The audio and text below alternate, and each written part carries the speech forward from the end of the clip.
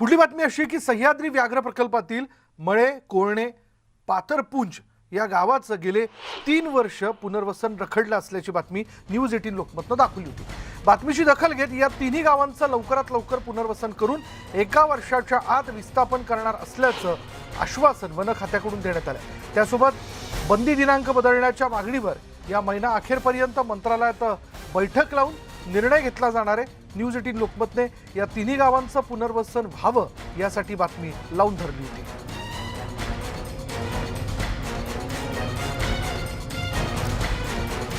News 18 Lokmat कायमच वेगवेगळ्या विषयांना घेऊन पाठपुरावा करतं आणि या गावांचं पुनर्वसन रखडलेलं होतं हा विषय देखील न्यूज 18 लोकमतनं प्रकर्षाने पुढे आणला आणि आपण बघतोय हा न्यूज 18 लोकमत इम्पॅक्ट याबद्दल अधिक तपशील आपण जाणून घेऊयात। आमचे प्रतिनिधी किरण मोहिते आपल्या बरोबर आहेत। किरण, हा न्यूज 18 लोकमत इम्पॅक्ट आपण बघतोय, कशा प्रकारे आपण ही बातमी लावून धरली, कसा पाठपुरावा आपण केला?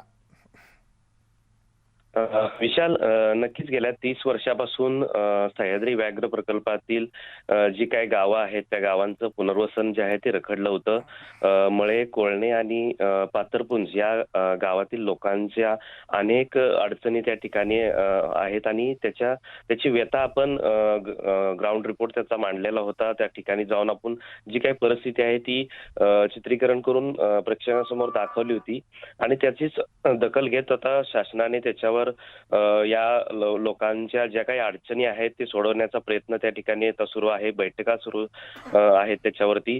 त्या ठिकाणचं जे काही सुविधांचा अभाव आहे, म्हणजे रस्ता असेल किंवा त्या ठिकाणी त्या लोकांना रॉकेल सुद्धा मिळत नाही अशा परिस्थिती आहे, तर त्याच्यावर लवकरात लवकर तोडगा काढून पुरवठा विभागाकडून त्यांना रॉकेल पुरवठा असेल किंवा त्या ठिकाणच्या रस्त्याची दुरुस्ती या ठिकाणी शासनाने 2 ते 3 दिवसामध्ये आता सुरुवात त्या ठिकाणी केलेली आहे।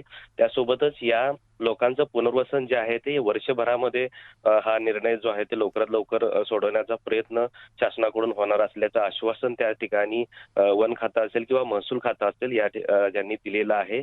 त्यासोबतच जे बंदी दिनांक आहे त्याच्यामध्ये जी काय बदलण्याची प्रक्रिया होती त्यावरतीही मंत्रालयामध्ये या महिना अखेरीपर्यंत बैठक लावून त्याच्यावरती तोडगा काढण्याचं आश्वासनही आता ह्या पुनर्वसित जे लोक आहेत त्यांना दिलेलं आहे। त्यानंतरच या बातमीचं इम्पॅक्ट झालेला आहे। त्याच्यामुळं जे काही पुनर्वसन गाव आहे त्या ठिकाणच्या नागरिकांनी जे न्यूज 18 लोकमतचे आभार मानलेले आहेत। विशाल, किरण, आपल्या दर्शकांच्या माहितीसाठी म्हणून की इथे व्याघ्र प्रकल्प घोषित असल्या कारणाने या तिन्ही गावांच्या पुनर्वसनाचा जो मुद्दा होता तो रखडलेला होता, कोणते नियम याला आडवे येत होते आणि शिवाय हे बंदी दिनांक हा जो मुद्दा आहे ते म्हणजे काय? यामध्ये पाहायला गेलं तर सह्याद्री व्याघ्र प्रकल्पामध्ये ही जी गावं आहेत आणि त्यांचं पुनर्वसन कागदावरतीच होतं, मात्र त्यांचं पुनर्वसन गेल्या 30 वर्षापासून रखडलेलं होतं। सह्याद्री व्याघ्र प्रकल्पामध्ये असल्यामुळं त्या ठिकाणी वन खात्याचे अनेक नियम जे आहेत ते त्या ठिकाणी लागू होते। तेथील लोकांना वृक्षतोड करता येत नव्हती किंवा त्या ठिकाणी कुठलाही विकास निधी जो आहे तो त्या ठिकाणी खर्च होऊ शकत नाहीये। त्या ठिकाणचे रस्ते जे आहेत ते पूर्ण रस्त्याची दुरावस्था पाहायला मिळत होती। कुठल्याही प्रकारची वाहनं त्या ठिकाणी गावामध्ये पोहोचत नव्हती। ह्या अडचणी होत्या। त्यासोबतच तिथले घरं जे आहेत ती पडलेल्या स्वरूपात होती। त्या ठिकाणी कुठल्याही घराचं बांधकाम त्या ठिकाणी त्या लोकांना करता येत नव्हतं। अशा अनेक अडचणी ज्या आहेत त्या लोकांना त्या ठिकाणी भेडसावत होते। गेल्या 30 वर्षापासून ही लोक संघर्ष करत होते, मात्र शासनाला अद्यापही यावरती कुठलाही तोडगा काढलेला नव्हता। मात्र या लोकांनी आंदोलन करण्याचा इशारा केला आणि दिला आणि त्यानंतर आम्ही जे काय आमचं आदिवासी जीवन आहे पहिलं जे जुनं होतं त्या पद्धतीनेच आम्ही राहणार, जंगलामध्ये लाकडाची तोड करणार, शिकार करणार आणि आमचं जीवन जे आहे ते आम्ही जगणार अशा प्रकारचा इशारा जे आहे ते वन खाते असेल किंवा सरकारला त्या ठिकाणी त्या आंदोलनकर्त्यांनी दिलं होतं। त्यानंतर या सरकारनं जे आहे ते आपल्या बातमीचा इम्पॅक्ट झाला आणि त्याची दखल घेत या सरकारने त्या ठिकाणची जे काही अडचणी आहेत किंवा ज्या सुविधा त्या ठिकाणी मिळायला पाहिजेत ह्या लोकांना ते तत्काळ दिल्या गेलेल्या आहेत। यामध्ये जे काही बंदी दिनांक आहे ते 2008 मध्ये जे त्याच्यामध्ये संकलन यादी जी आहे ती तयार होणं गरजेचं होतं। त्यामध्ये काही अनेक त्रुटी होत्या। आता या सगळ्या प्रक्रियांना किरण वेग येणार आहे, कारण न्यूज 18 लोकमतने ही बातमी लावून धरली होती आणि अखेर त्याचा इम्पॅक्ट झाल्याचं आपण बघतोय। धन्यवाद किरण या सगळ्या तपशिलाबद्दल। याच विषयी एक प्रतिक्रिया आपल्या हाती आलेली बघूयात।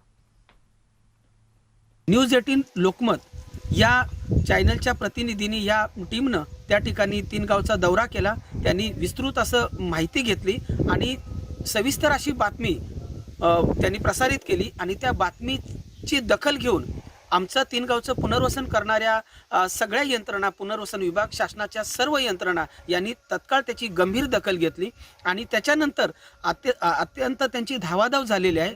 इतर आमच्या काय प्रमुख मागण्या होत्या त्यासुद्धा बऱ्यापैकी मागण्या मान्य झालेल्या आहेत. एकूणच पुनर्वसनाच्या बाबतीमध्ये जी दिरंगाई होती किंवा जो अक्षम्य मोठा विलंब लावला गेला तो नेमका न्यूज 18 लोकमतच्या बातमीमुळं त्याच्याविषयी गंभीर झालं शासन. पुढे पाहूयात. विरारमध्ये माणुसकीला काळीमा फासणारी घटना समोर आली आहे. 7 ते 8 जणांच्या जमावाने एका तरुणाला निर्दयी आणि प्रचंड अमानुषपणे मारहाण केल्याची धक्कादायक घटना घडली आहे. विशेष म्हणजे ज्या नराधमांनी पीडित तरुणाला मारहाण केली त्याच नराधमांनी या घटनेसंबंधित व्हिडिओ स्वतःच्या कॅमेऱ्यात शेअर करून दहशत माजवण्याचा प्रयत्न केला. त्यामुळे आरोपींना पोलिसांचं भय राहिलं आहे की नाही? आरोपी इतक्या निर्दयीपणे वागूही कसे शकतात? इतक्या निर्भयपणे कसे राहू शकतात? आणि त्या अशा प्रकारे व्हिडिओ सोशल मीडियावर शेअर तरी कसे करू शकतात? असे अनेक प्रश्न या निमित्ताने उपस्थित होत आहेत. आमचे वसई विरारचे प्रतिनिधी विजय देसाई आपल्याबरोबर आहेत. पहिले तर विजय, हा व्हिडिओ आता सोशल मीडियाच्या माध्यमातून पुढे आलेला आहे. कोण आहेत हे? हा जमाव कोण आहे? या जमावातली लोक कोण आहेत जे या तरुणाला मारहाण करतात? विशाल, ही जे लोक आहेत ती रिक्षा चालक आहेत असं प्राथमिक समजतंय. या ठिकाणी हे जे लोक आहेत हे जवळजवळ काही लोक अल्पवयीन मुलं आहेत आणि अल्पवयीन मुलं हे रिक्षा चालवत असतात आणि या ठिकाणी त्यांची ती दहशत निर्माण करण्याचा हा प्रयत्न असल्याचं स्थानिकांनी सांगितलेलं आहे. आणि विशेष म्हणजे हे जे त्यांनी जे कृत्य केलं, मारहाण केली आहे जोरदार, त्याचा व्हिडिओ स्वतः बनवला आणि तो इंस्टाग्रामवर पोस्ट सुद्धा केला आणि त्यामुळे या ठिकाणी लोकांमध्ये दहशत पसरावी असा उद्देश असल्याचं समजतंय. परंतु या ठिकाणी पोलिसांनी अद्याप कोणतीही कारवाई केली नाही. या घटनेची कोणतीही नोंद सुद्धा करण्यात, कारण तक्रारदारांनी तक्रार केलेली नसल्यामुळे सध्या या ठिकाणी पोलिसांनी सुद्धा कोणतीही कारवाई केलेली नाही. विशाल, धन्यवाद विजय या सगळ्या माहितीबद्दल. आता तरी पोलिसांनी ज्यावेळेस इंस्टाग्रामवरती हा व्हिडिओ पोस्ट झालेला आहे आणि त्यावरनं तरी पोलिसांनी आता हे तरुण नेमके कोण आहेत, कोणाला ते मारहाण करता याचा शोध घेऊन कारवाई करणं फार आवश्यक आहे. पुढे पाहूयात. राज्यातील कोरोनाची तीव्रता काही प्रमाणात नियंत्रणात आल्यानंतर आता पुन्हा येत्या सोमवारपासून शाळा सुरू करण्याचा निर्णय राज्य सरकारने घेतला आहे. मुख्यमंत्री उद्धव ठाकरे यांनी याबाबतच्या प्रस्तावाला मंजुरी दिली आहे. राज्याच्या शालेय शिक्षण मंत्री वर्षा गायकवाड यांनी ही माहिती दिल्याचं कळतंय. पालकांची संमती मिळालेल्या विद्यार्थ्यांना शाळेत प्रवेश दिला जाणार असल्याचं यावेळी त्यांनी सांगितलं. स्थानिक परिस्थितीनुसार बालवाडी ते महाविद्यालय असे संपूर्ण शिक्षण सुरू होणार असल्याचं वर्षा गायकवाड यांनी सांगितलं. जिथे रुग्णसंख्या कमी असेल तिथे शाळा सुरू होतील.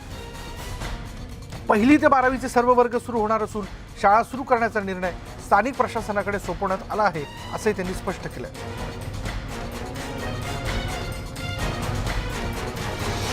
स्कूल मॅनेजमेंट कमिटी असतील, शिक्षक असतील, मुख्याध्यापक असतील आणि तिथलं असलेलं स्थानिक प्रशासन असेल, तिथले शिक्षणाधिकारी असतील, CO असतील, कलेक्टर असतील, आयुक्त असतील, यांच्या माध्यमातून स्थानिक लेवलला जे आहे ते या संदर्भामधले निर्णय घेतले जातील. ज्या ठिकाणी रुग्णांची संख्या कमी असेल अशा ठिकाणी पूर्णपणे करोनाचा प्रोटोकॉल पाळून त्या ठिकाणी आम्ही जे SOPs दिले आहेत त्याचं कडेकोरपणे जे आहे ते काटेकोर पद्धतीने पालन करूनच ह्या शाळा सुरू केल्या जातील आणि या संदर्भामधले सगळे निर्णय जे आहेत ते आम्ही स्थानिक प्रशासनाला दिलेले आहेत. त्यामुळे 24 तारखेपासून या संदर्भामध्ये जे आहे ते आता शाळा सुरू करण्यासंदर्भामध्ये मग ते 1ली ते 12वी असेल आणि प्री प्रायमरी एज्युकेशन या दोघींच्या बाबतीतसुद्धा हा निर्णय झालेला आहे आणि या शाळा आता सुरू करण्यासंदर्भामध्ये माननीय मुख्यमंत्री महोदयांनी संमती दिलेली आहे.